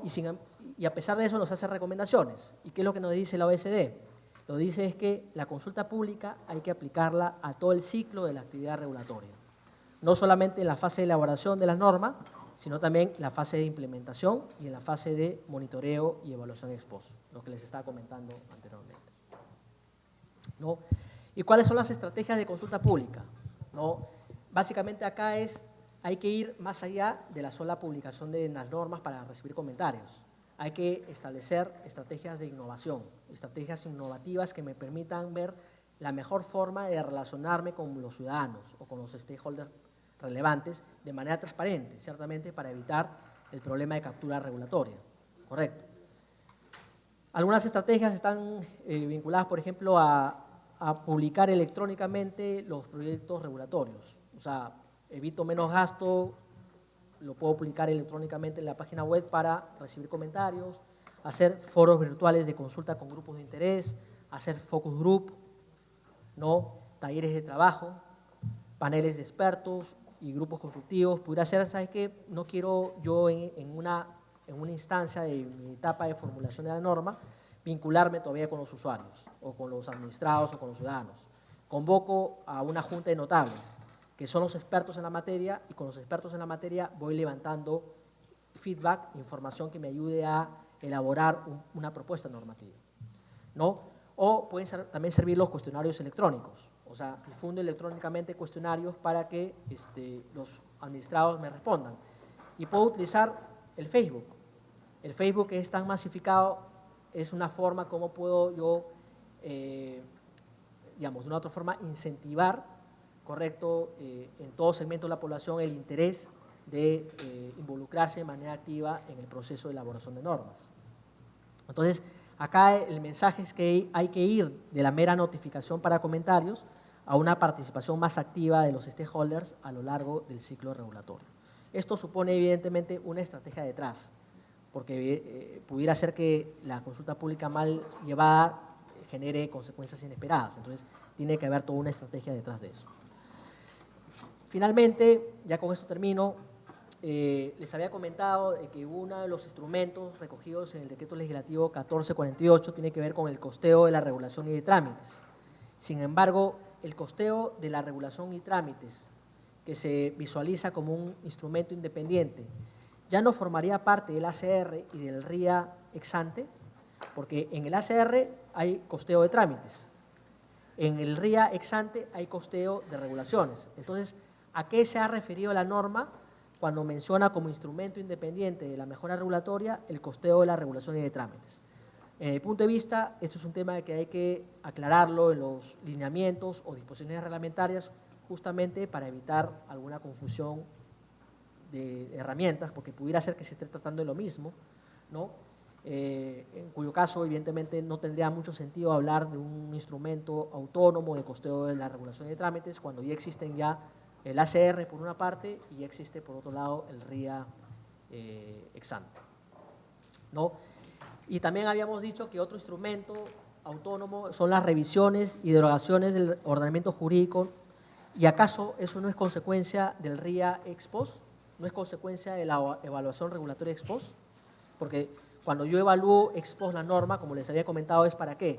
Para determinar si la norma ha cumplido con su objetivo de política pública, si la norma es eficiente, si la norma es efectiva. Y si no lo es, ¿cuál es la consecuencia? Derogarla. Entonces no tendría mucho sentido hablar de un instrumento autónomo cuando esto podría ser parte del RIA ex post. Y ya, esto es lo último. ¿Qué es lo que faltó desde mi punto de vista en el decreto legislativo 1448? Creo que básicamente faltaron dos temas centrales. Ya les había explicado que dentro del ciclo de la gobernanza regulatoria hay una etapa que tiene que ver con la implementación y el enforcement. Correcto. O sea, la implementación y el enforcement tienen que ver con la forma como hago cumplir la regulación. Sin embargo, dentro del decreto legislativo 1448 no hay un instrumento que de una u otra forma esté vinculado con el enforcement regulatorio. Si hay en la última modificación que se hizo a la Ley del Procedimiento Administrativo General, porque como ustedes ya seguramente saben, esto amerita toda una discusión distinta, pero en la modificación a la LEPAG se introdujo un capítulo de la actividad administrativa de fiscalización. Y esta actividad administrativa de fiscalización tiene que darse con un enfoque de prevención y gestión de riesgos, ¿correcto? Que es justamente lo que recomienda la OECD. A lo mejor lo que se pudo hacer en el decreto legislativo 1448 es incorporar este instrumento, correcto, de la fiscalización bajo enfoque de gestión y prevención de riesgo, ¿no? Haciendo el link con la modificación a la Ley del Procedimiento Administrativo General, ¿no? De esta forma se hubiera establecido el instrumento del informe regulatorio como parte del ciclo de la gobernanza regulatoria. Y también lo que les había comentado, ya finalmente, no hay nada que indique quién va a supervisar este conjunto de instrumentos de la mejora regulatoria. Actualmente solamente tenemos que la Comisión Multisectorial de Calidad Regulatoria solamente supervisa el ACR. El ACR es uno de los tantos instrumentos. La pregunta que surge es, ¿quién va a supervisar los demás instrumentos?